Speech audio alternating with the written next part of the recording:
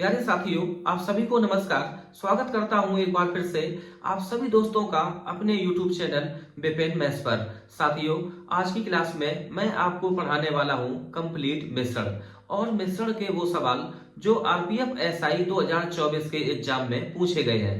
जो अभी हाल में एग्जाम हुआ है आरपीएफ एसआई का, तो सारे सवाल लीगल होंगे आरपीएफ एसआई के। तो साथियों, अगर आपने ये पूरी वीडियो देख ली तो मुझे लगता है फिर आप चाहे एग्जाम देना आरआरबी एनटीपीसी का या आरपीएफ कांस्टेबल का, मिश्रण का कोई सवाल ऐसा नहीं होगा जो आप 10 से 15 सेकंड में ना कर पाए। तो आप इस क्लास को कतई मिस ना करें, पूरी वीडियो वॉच करना। तो आइए क्लास को करते हैं शुरू। आप कोई भी एग्जाम देख लेना, मिश्रण का इस टाइप का सवाल आपको 100% मिलेगा। आप देख लेना आरपीएफ कांस्टेबल में भी बहुत चांस है इस टाइप के सवाल के आने के। तो आते हैं सवाल नंबर 1 पर। और साथियों, हम ऐसा मान के चल रहे कि आपको बेसिक जानकारी होगी मिश्रण की। दूध और पानी के 120 लीटर मिश्रण में 15% पानी है। इस मिश्रण में कितना पानी लीटर में और मिलाया जाना चाहिए ताकि पानी की मात्रा 25% हो जाए। तो इस सवाल को करेंगे एलिगेशन वाले तरीके से। तो आप ऐसे लिखो कि मिश्रण में पानी,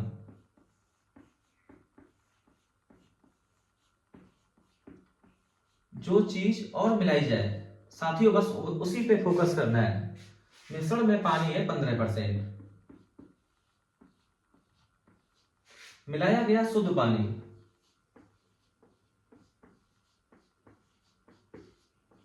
प्योर पानी है तो ये प्रतिशत में होगा 100%, क्योंकि 100% पानी को हम मिला रहे हैं। और लास्ट में जो मिश्रण है उसमें पानी की मात्रा हो जाती है 25%। तो 25% को रखो आप यहां और यहां से लगा दो आप एलिगेशन। बड़ी वैल्यू से छोटी वैल्यू माइनस करेंगे तो 100% से 25% कम, तो ये आएगा 75%। को हमने हटा दिया क्योंकि परसेंट से परसेंट हो जाएगा कैंसिल। 25 से 15 कम तो ये 10। यहां ले लो आप रेशियो, 5 से कर दो डिवाइड तो ये 15 यहां पे दो। मिश्रण की जो शुरुआत वाली मात्रा है वो है 120 लीटर और यहां पर 15 इकाई। तो 15 इकाई बराबर 120 लीटर, तो 1 इकाई 8 लीटर के बराबर। तो मिलाया गया शुद्ध पानी ये 2 इकाई के बराबर। तो 2 की वैल्यू हम लोग निकालेंगे, इंटू करेंगे 8 से, तो ये आ जाएगा 16 लीटर। तो हमें शुद्ध पानी मिलाना होगा 16 लीटर। तो ऑप्शन नंबर बी ये करेक्ट है। मुश्किल से सवाल सॉल्व हो जाएगा 10 से 12 सेकंड में। इस टाइप के सवाल को 90% टीचर कराएंगे एलिगेशन से। साथियों, एलिगेशन के अलावा एक ऐसा तरीका मैं आपको बताऊंगा कि इस टाइप के सवाल कभी आपको अगर दिख गए तो कहानी होगी 7 से 8 सेकंड की। देखो कैसे। एक दूध विक्रेता के पास 40% दूध वाला 40 लीटर विलयन है। इसमें कितने लीटर शुद्ध पानी मिलाया जाना चाहिए ताकि परिणामी मिश्रण 25% दूध वाला विलयन बन जाए। तो आपको केवल एक चीज पे फोकस करना है कि फिक्स क्या है। तो साथियों, इसमें डाला जा रहा है शुद्ध पानी, तो यहाँ फिक्स है दूध। आप दूध की मात्रा निकालो कि पहले दूध की मात्रा है कितनी। टोटल जो मिश्रण है वो 40 लीटर, तो 40 लीटर में आप निकालो दूध कितना है। दूध है 40%, तो 40 का 40% बनेगा 16 लीटर साथियों। और ये दूध फिक्स है। अब आप ये देखो लास्ट में कि जो दूध है वो कितने परसेंट है, 25% दूध है। अब इस जो 16 की वैल्यू है वो सर जी 25% के बराबर। अब आप यहां निकाल लो कि टोटल मिश्रण कितना है, तो आप इंटू करा दो 4 से, तो आ जाएगा 100% इंटू 4, तो 16 चौको 64। ये लास्ट में मिश्रण हो गया 64 लीटर और था कितना 40 लीटर। कितना बढ़ गया तो माइनस कर दो 40 को, तो ये आ जाएगा 24 लीटर। तो 24 लीटर ये शुद्ध पानी मिलाया गया होगा। बस सवाल खत्म हो गया। तो पानी मिलाने की जरूरत है 24 लीटर, कोई एलिगेशन की जरूरत नहीं है। ऑप्शन नंबर सी ये करेक्ट है।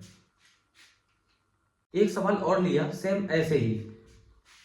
850 ग्राम शहद के विलयन में 40% शहद है। विलयन में इसे 50% बनाने के लिए कितना शहद मिलाना चाहिए।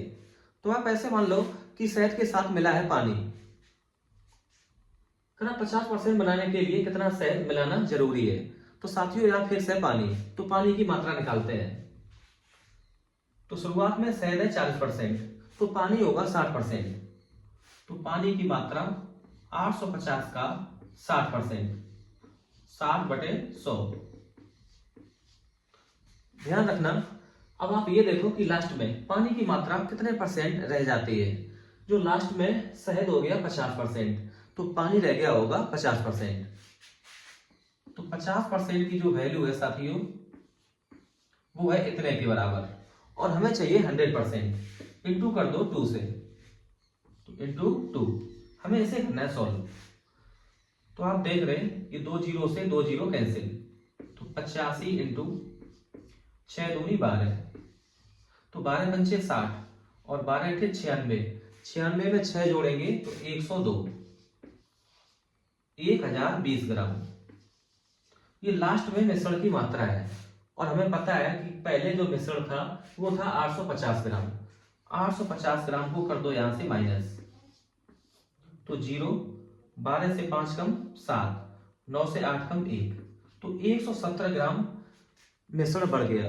किसके कारण? तो ये मिलाया गया होगा शहद, तो 170 ग्राम शहद मिलाने की जरूरत है। तो साथियों अपना ऑप्शन सही है, ऑप्शन नंबर सी, 170 ग्राम। और यही इस सवाल का बिल्कुल करेक्ट आंसर, कोई एलिगेशन की जरूरत नहीं है। बहुत प्यारा सवाल है, इसको देखना बहुत सटीकता से। एक फ्लास्क 20% सल्फ्यूरिक अम्ल के विलयन से भरा हुआ है। इस 20% सल्फ्यूरिक अम्ल के विलयन के कुछ भाग को 4% सल्फ्यूरिक अम्ल के विलयन से बदल दिया जाता है, और इस प्रक्रिया में 10% सल्फ्यूरिक अम्ल का विलयन प्राप्त होता है। फ्लास्क से 20% सल्फ्यूरिक अम्ल के विलयन का कितना भाग बदला जाता है? तो आप ऐसे देखो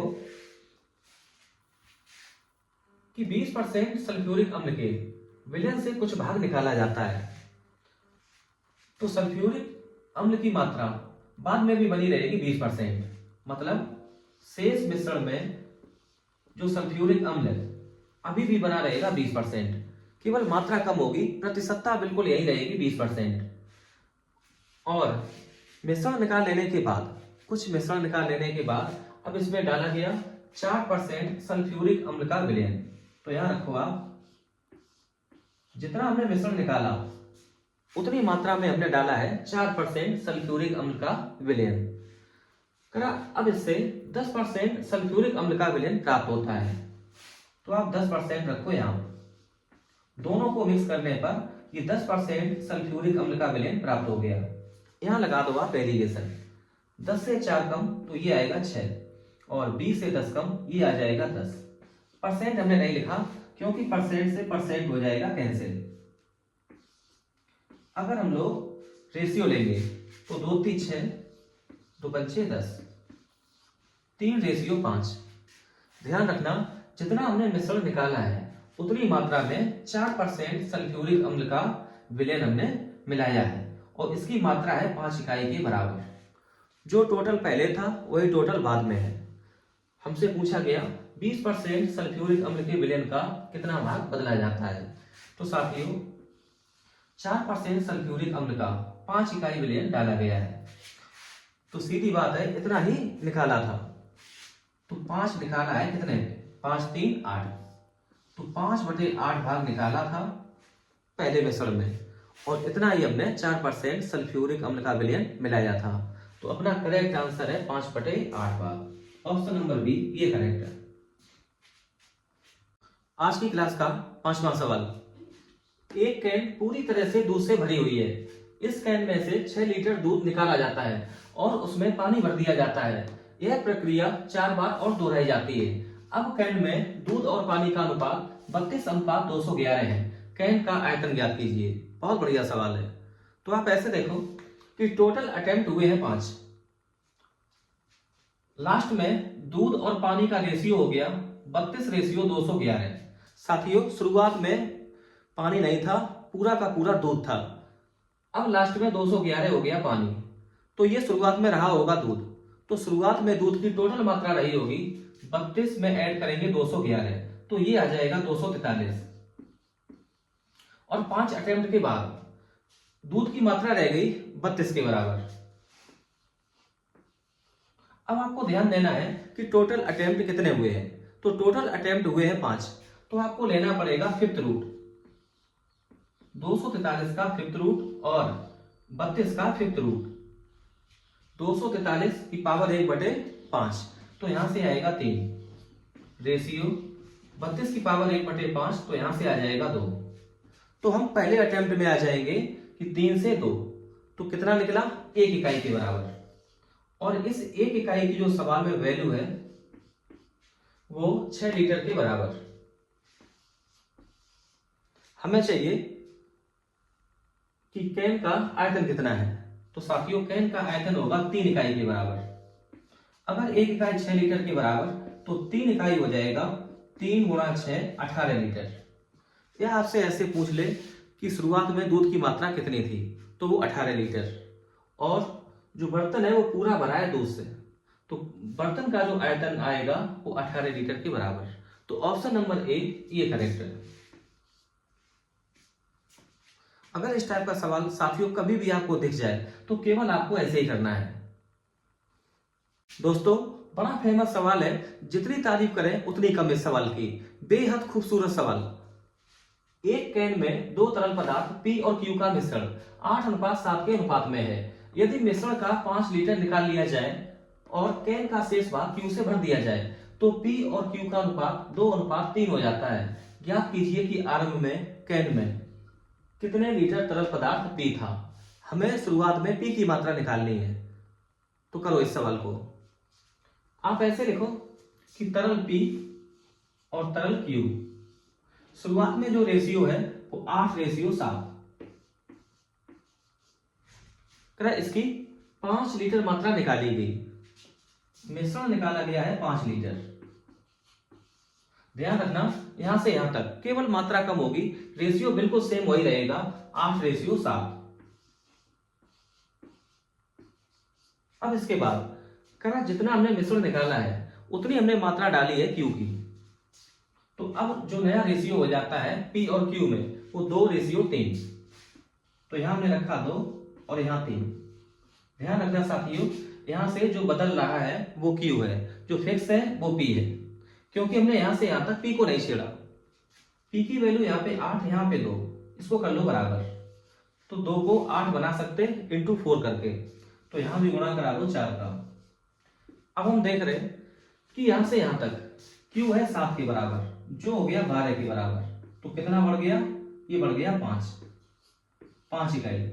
और सवाल में 5 इकाई की जो वैल्यू है वो सर जी 5 लीटर के बराबर। तो 5 इकाई बराबर 5 लीटर। हमें पता है कि जो मिश्रण लास्ट में है वही मिश्रण टोटल मात्रा रही होगी शुरुआत में, क्योंकि जितनी मात्रा हमने मिश्रण की निकाली थी उतना हमने पूरा भर दिया था जो तरल क्यू। तो आप ये निकाल लो कि लास्ट में मिश्रण की मात्रा है कितनी। तो 4 किया 12 है तरल क्यू और 8 है तरल पी। तो 12 8 20। तो साथियों 20 इकाई की हमें वैल्यू चाहिए। अगर 5 इकाई 5 लीटर के बराबर है तो 20 इकाई 20 लीटर के बराबर। तो शुरुआत में हमें मात्रा पता लग गई कि टोटल जो मिश्रण था पी और क्यू का उसकी मात्रा है 20 लीटर, और हमें निकालना है कि तरल पी कितना है। तो अब बहुत आसान सवाल है साथियों कि 8 7 15, तो 15 इकाई बराबर 20 लीटर, और हमें चाहिए पी की मात्रा 8 इकाई। तो 8 इकाई बराबर 20/15 इंटू करेंगे 8 से, 5 से करेंगे डिवाइड, 5 चौको 20, 5 दिया 15, 8 चौको 32, तो 32/3 लीटर। ये शुरुआत में मात्रा है तरल पी की, और यही इस सवाल का बिल्कुल सही उत्तर है, ऑप्शन नंबर डी ये करेक्ट है। साथियों बस इसी टाइप के सवाल आपको पढ़ने हैं आरपीएफ कांस्टेबल के लिए। आज की क्लास का 7वां सवाल, 6.90 रुपए प्रति लीटर मूल्य वाले 40 लीटर दूध में कितना जल मिलाया जाना चाहिए ताकि मिश्रण का मूल्य 4.60 रुपए प्रति लीटर हो जाए। तो आप ऐसे लिखो, यहां दूध और यहां पानी। दूध का रेट है 6.90 रुपए, तो हमने ऐसे लिख दिया 6.9 रुपए पर लीटर, और पानी का रेट मानना है यहाँ पे फ्री, 0 रुपए पर लीटर। मिश्रण का मूल्य हमें चाहिए 4.60, तो हमने ऐसे लिख दिया 4.6 रुपए पर लीटर। और यहां लगा दो आप एलिगेशन, बड़ी वैल्यू से छोटी वैल्यू माइनस करेंगे, तो यहां रहेगा 4.6 और यहाँ पे 6.9 से माइनस करेंगे 4.6, तो ये आ जाएगा 2.3। यहां ले लो आप रेशियो, पॉइंट से पॉइंट खत्म, 23 का डबल 46 है, 23 एकम 23। तो दूध और पानी का जो रेशियो है वो 2:1, और हमें 2 की वैल्यू पता है सवाल में 40 लीटर। हमें वैल्यू चाहिए 1 इकाई। अगर 2 इकाई बराबर 40 लीटर तो 1 इकाई बराबर 20 लीटर, और यही 1 की हमें वैल्यू चाहिए थी, तो हमें पानी मिलाना होगा 20 लीटर। और यही इस सवाल का सही उत्तर है, ऑप्शन नंबर डी, ये करेक्ट। पिछले वाले सवाल का बिल्कुल सगा भाई, 25 रुपए प्रति किलोग्राम की 22 किलोग्राम चाय में 14.5 रुपए प्रति किलोग्राम की कितनी चीनी मिलाई जानी चाहिए ताकि मिश्रण की कीमत 18 रुपए प्रति किलोग्राम हो जाए। तो बिल्कुल वही सेम तरीका, 2 प्रकार की चाय है। पहले प्रकार की चाय का रेट 25 रुपए प्रति किलोग्राम, तो हमने ऐसे लिखा 25 रुपए प्रति किलोग्राम, ये पहले प्रकार की चाय है। और इसकी मात्रा हमें पता है 22 किलोग्राम। इसको हमें मिक्स करना है 14.50 रुपए पर किलोग्राम वाली चाय के साथ, और मिश्रण की कीमत हमें दी गई है 18 रुपए प्रति किलो, तो 18 रखो आप यहां, और यहां लगा दो आप एलिगेशन। 18 से जब हम लोग माइनस करेंगे 14.5, तो ये आ जाएगा 3.5। ध्यान रखना साथियों, मात्रा का रेशियो आएगा, और 25 से कम करेंगे 18, तो यहां आएगा 7। तो पॉइंट खत्म करके यहां 0 चिपकाना होगा, तो 35 एकम 35 और 35 दूनी 70। रेशियो मिल गया पहली और दूसरी प्रकार की चाय में 1:2, और 1 की वैल्यू हमें पता है 22 किलोग्राम, और हमें चाहिए इस 2 इकाई की वैल्यू, तो 2 इकाई बराबर 44 किलोग्राम। तो 14.5 रुपए प्रति किलोग्राम वाली चाय जिसकी मात्रा हमें मिलानी होगी 44 किलोग्राम, तो 44 किलोग्राम, ऑप्शन नंबर डी ये सही है। आज की क्लास का ये 9वां सवाल है, और ये आखिरी सवाल होगा आज की क्लास का। बेहद आसान सवाल का उत्तर देने में सवाल पढ़ने से कम टाइम लगेगा। एक मिश्रण बनाने के लिए जिसकी कीमत 110 रुपए प्रति किलोग्राम है, एक प्रकार के 30 किलोग्राम चावल को दूसरे प्रकार के 60 किलोग्राम ऐसे चावल के साथ मिलाया जाता है जिसकी कीमत 100 रुपए प्रति किलोग्राम है। ज्ञात कीजिए कि अधिक महंगे चावल की कीमत प्रति किलोग्राम कितनी है। इस सवाल को करने के बहुत सारे तरीके, लेकिन हमने ऐसे ही देख लिया साथियों कि अगर आपने इस सवाल को बेसिक से भी लगा दिया तो मुश्किल से टाइम लगेगा 40 या 45 सेकेंड। तो कैसे? मिश्रण का मूल्य है 110 रुपए प्रति किलोग्राम, और टोटल मात्रा है 30 किलोग्राम और 60 किलोग्राम, 60 30 90 किलोग्राम। तो 110 रुपए पर केजी के रेट से 90 किलोग्राम का टोटल जो कीमत आएगी वो 9,900 रुपए है। एक प्रकार के चावल का मूल्य है 100 रुपए किलोग्राम, और जिसकी मात्रा है 60 किलो, तो 100 रुपए प्रति किलोग्राम के हिसाब से 60 किलो चावल की कीमत ये बनेगी 6,000। इसको आप कर दो माइनस, तो ये बचेगा 3,900। अब साथियों तो 3,900 रुपए जो बचे हैं वो 30 किलोग्राम चावल का मूल्य है, तो 1 किलोग्राम कितने का, डिवाइड कर दो आप 30 से, तो 0 से 0 कैंसिल, तो ये आ जाएगा 130 रुपए पर केजी। जो अधिक महंगा चावल है उसका मूल्य 130 रुपए प्रति किलोग्राम, और यही इस सवाल का सही उत्तर, ऑप्शन नंबर बी ये करेक्ट। बहुत सारे तरीके हैं इसके अलावा भी, एलिगेशन से भी इस सवाल को किया जा सकता है बहुत आराम से। तो हमें ये समझ में आया, हमने ऐसे ही कर दिया। तो साथियों आज की क्लास यहीं पर करते हैं खत्म। अगर आपने आज की क्लास देख ली तो हमें पूरी उम्मीद है कि आरपीएफ कांस्टेबल में मिश्रण का कोई सवाल आपको फंसा नहीं पाएगा। तो साथियों, आज की वीडियो यहीं पर करते हैं खत्म। वीडियो को अंत तक देखने के लिए आपका बहुत धन्यवाद।